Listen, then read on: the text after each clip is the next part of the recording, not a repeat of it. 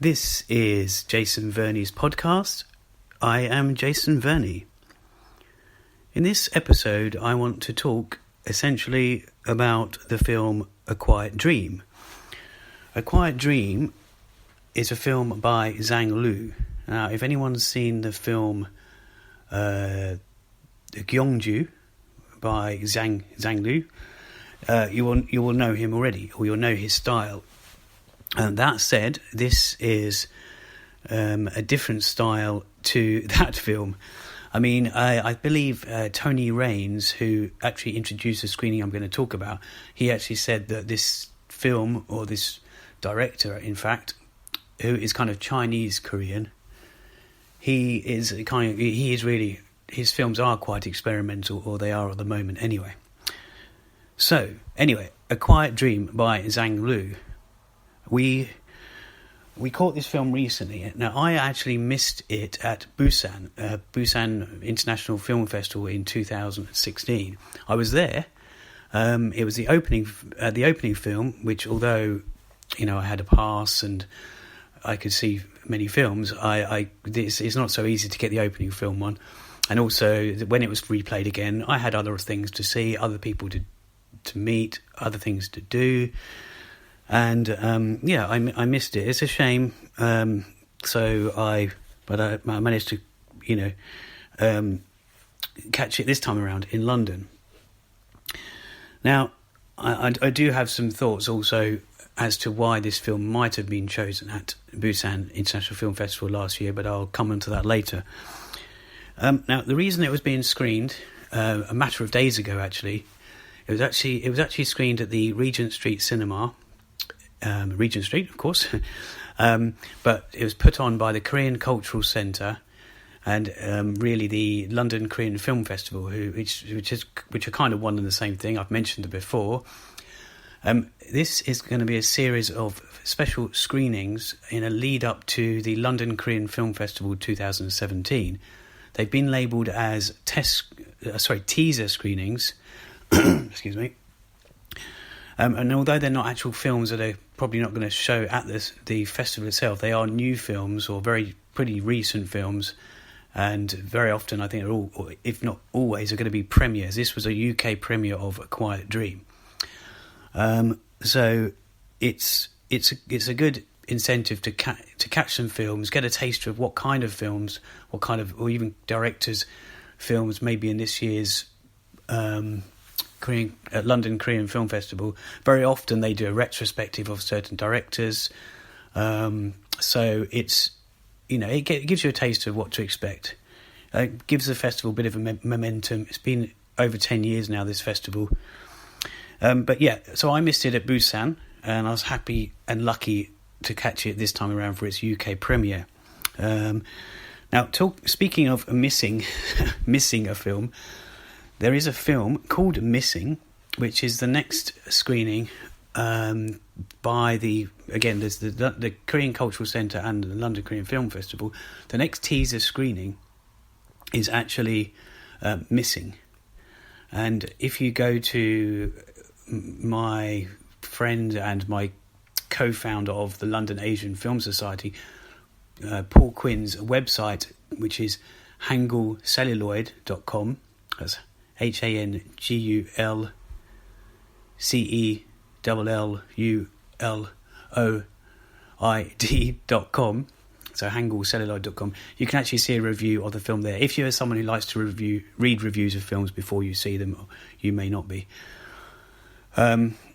Also, I have mentioned our London Asian Film Society before.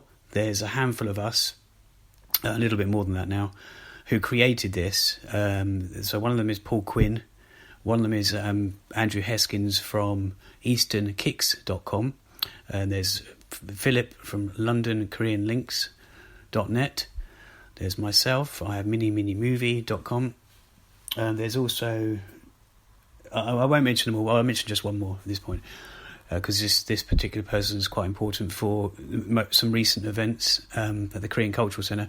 It's Oriental Nightmares. That website is actually by Dr. Colette Balmain. The website is Oriental Nightmares plodcast.wordpress.com. And Colette is the woman behind the recent Chills and Thrills season at the Korean Cultural Centre, which she curated the programme itself. One or two films, or at least one, was chosen by Mr Heskins of EasternKicks.com. So there's a lot of us sort of doing various bits of work that we don't work with the Korean Cultural Centre, but we work with London Asian films and getting the word out.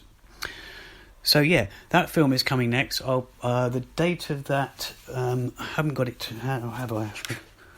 Yes, I have got it to hand. I thought for some reason I didn't.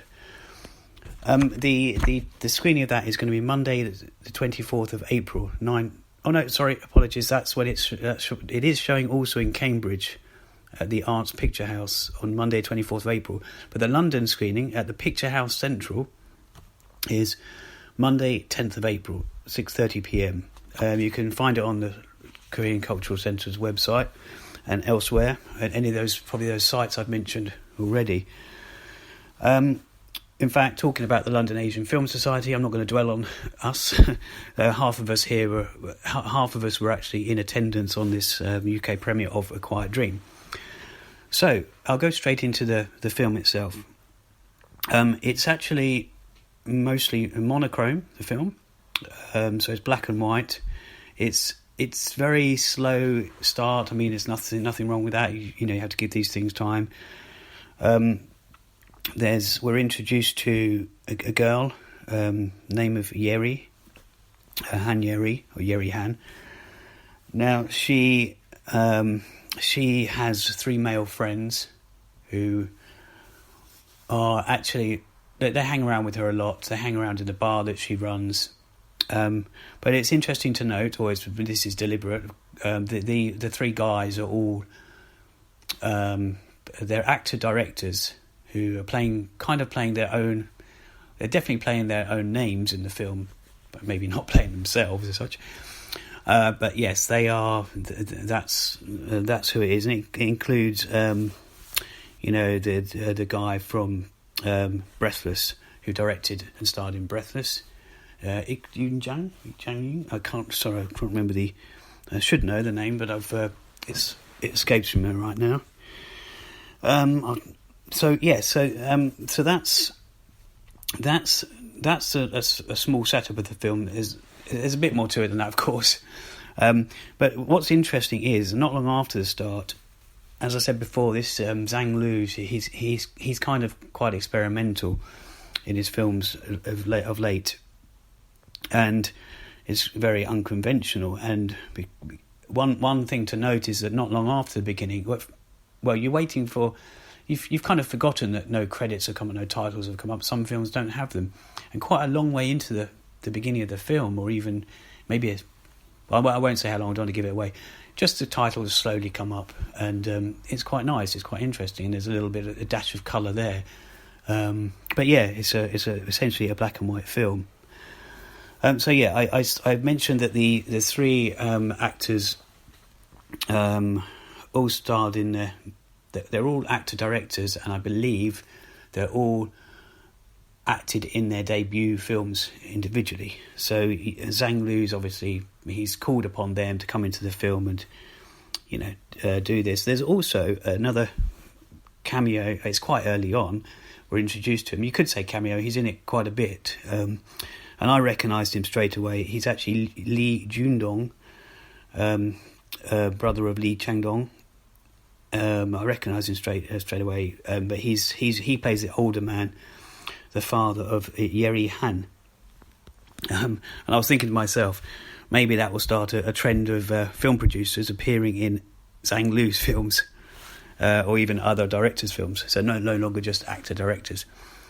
One thing I did notice about this film, or Zhang Lu's style, I noticed there was quite a few scenes where there was a lot of framing through a window or in a mirror, sort of, or outside the house, but through a window. And I think that was very touching. This is all black and white, and it's beautifully black. It's beautiful. I would say it's beautiful colours, but it's beautifully shot. And And yeah, I first thought, oh, this is kind of a small town. This is small, these guys have got nothing to do. This is the main girl in the town. They're kind of surrounded. They're kind of, like in a small town, you've kind of perhaps got this girl that every person likes because there's not a lot of people there, or a small village even. But I believe it was actually in the suburbs of Seoul. So that put paid to my theory. But yeah, they do, in some way or another, these gentlemen do all like this girl. They were hanging around with her, but they seem to have this sort of quaint sort of friendship together. Now there's one or two other characters that are introduced into it. You don't exactly know why. This is why this film, as I said before, why it can come across as experimental. I wouldn't like to compare it to Hong Sang-soo films, but there is a drinking scene or two. It is very slow, but that's the way it's meant to be. But one thing I noticed, and in fact, if you look even on one of the pictures or the poster for it, there's a scene with them in a cinema. One's laughing out loud, and that cinema is actually within the Korean Film Archive. The DMC area. Now I've actually been there, so I do know that I recognised some of that scenery outside that complex. It's a little bit of a bit of a stretch to get to, even though it's in Seoul. It's kind of a slightly more difficult place to get to. Actually, now I think about it, I think it was off the rail station. You had to walk by an underpass to get there, and I think they actually show that same underpass in the film. They're walking through it. There's a nice scene. Now, I actually thought that because they include the Korean Film Archive, they talk about it a bit in the film. They take the mickey out of it. They say that it shows free films, and a bit like the Korean Cultural Centre does in London. They say, oh, it's free films, no wonder it's free, or something along those lines.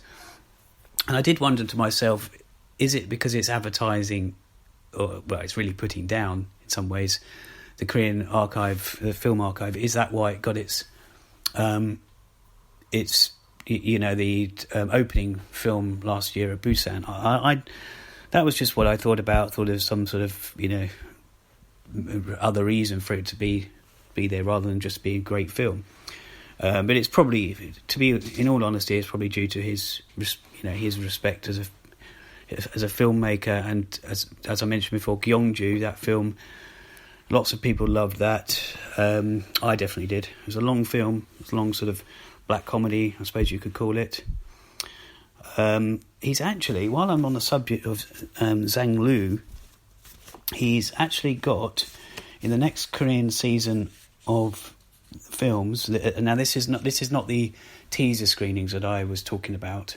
This is like the Chills and Thrills season, which literally just finished last week at the Korean Cultural Centre, the one that Colette curated. There's a new one that's starting. It's called On Foreign Ground, Visions of Migration. It's got a great film called Soul Searching. I'm going to touch on that in another podcast, because this season is worthy of its own podcast. But there's also a film in it by Zhang Lu. I believe it's a documentary, but it's called Scenery.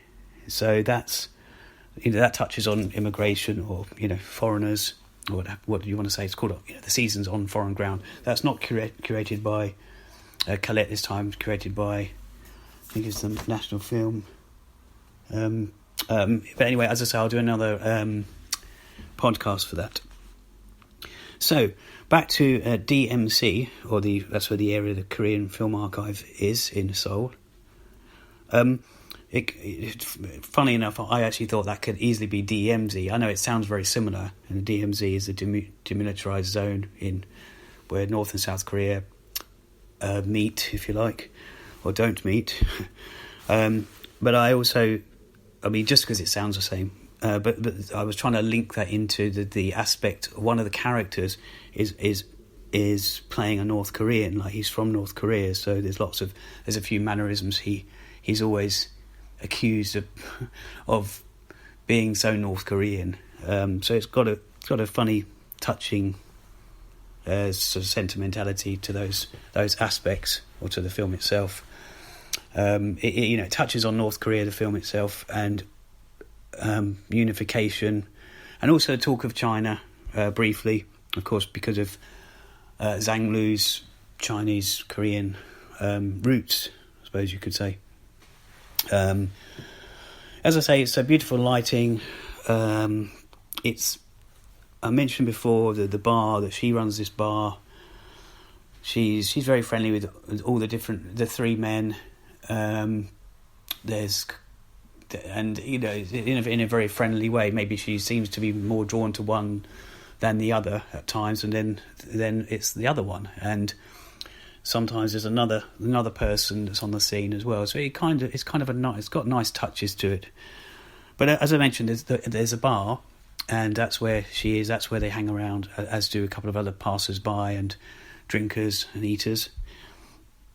But what I did like, as I mentioned, the lighting. There was a bit in there where it's a bar that's canopied, whatever. I don't mean it says canapes.